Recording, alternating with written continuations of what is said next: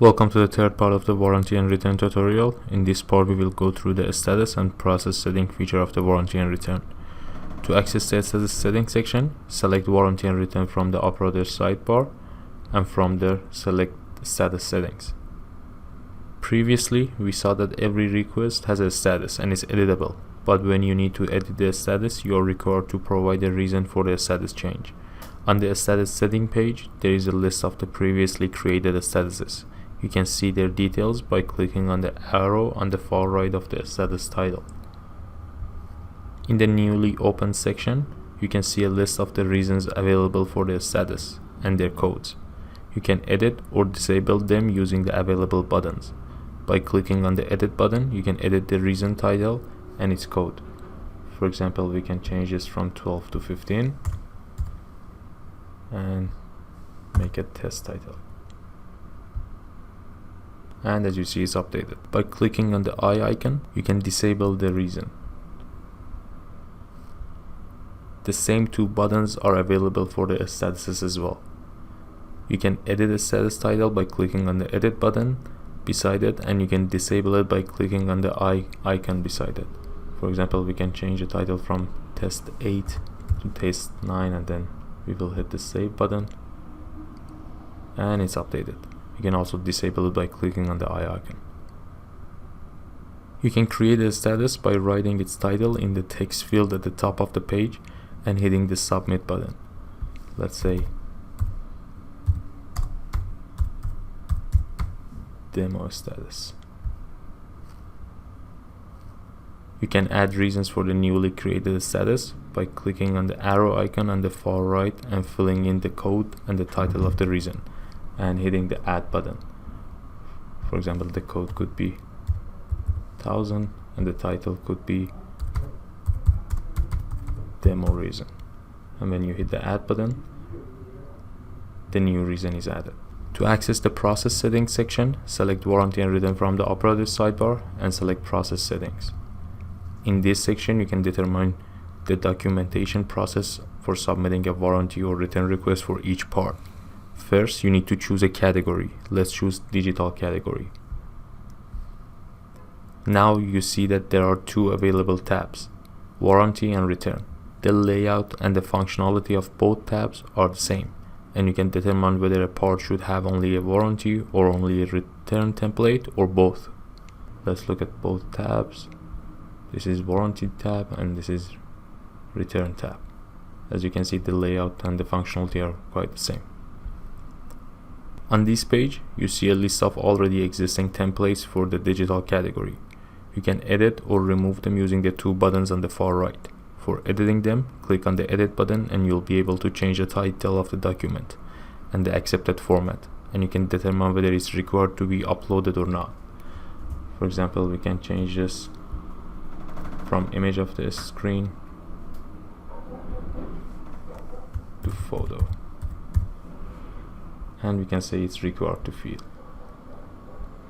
and when you hit the save button it'll be updated.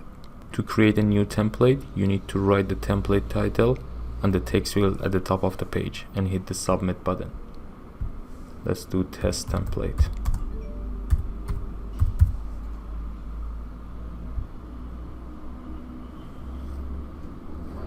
And the new template is created. Then you can modify it by clicking on the edit button and editing it, or you can remove it by pressing on the remove button and hitting the proceed button. So let's remove this one.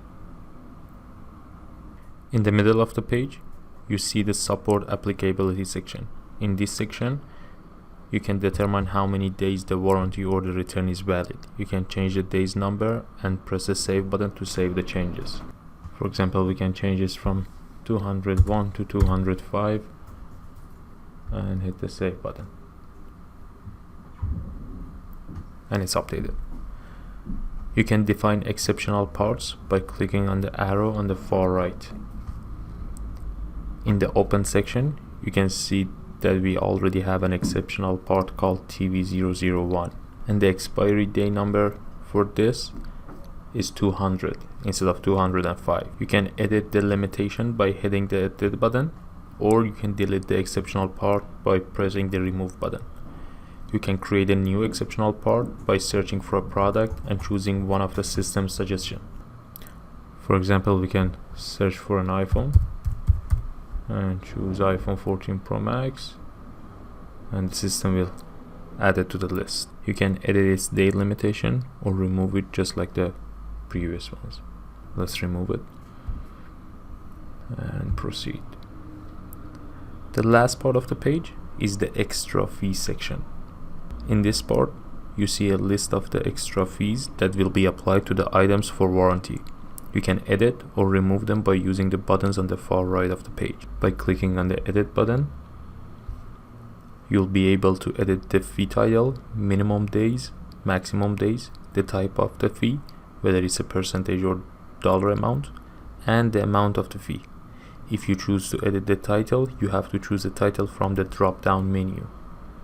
For example, we can change this from restocking to test title. Or alternatively, you can press the add and manage titles. You can also create a new fee by filling out the extra fee form. Just as same as editing the fees, you will need to fill out the information. Let's create one and create a new title for the extra fee. We need to open the drop-down menu and click on the add and manage titles button. A dialog will open which allows you to write a new title, and if you hit the add button, it will be added to the titles list. You can also remove or edit the existing titles by using the buttons on the far right. For example, we can do a demo title, and when you hit the add button, it will be added to the list. We can edit this one from test title to test 1 title, and we can save it. Also, we can remove it using the remove button. Alright, let's fill out the rest of the form and create a fee. We can do 10 days, and we will use the demo title we just created. The maximum days could be 13, the type will be $, and the fee would be $20. We will hit the submit button, and the new fee is added. We can simply remove it by using the remove button here. And that's everything for the process setting of the warranty and return feature of the application.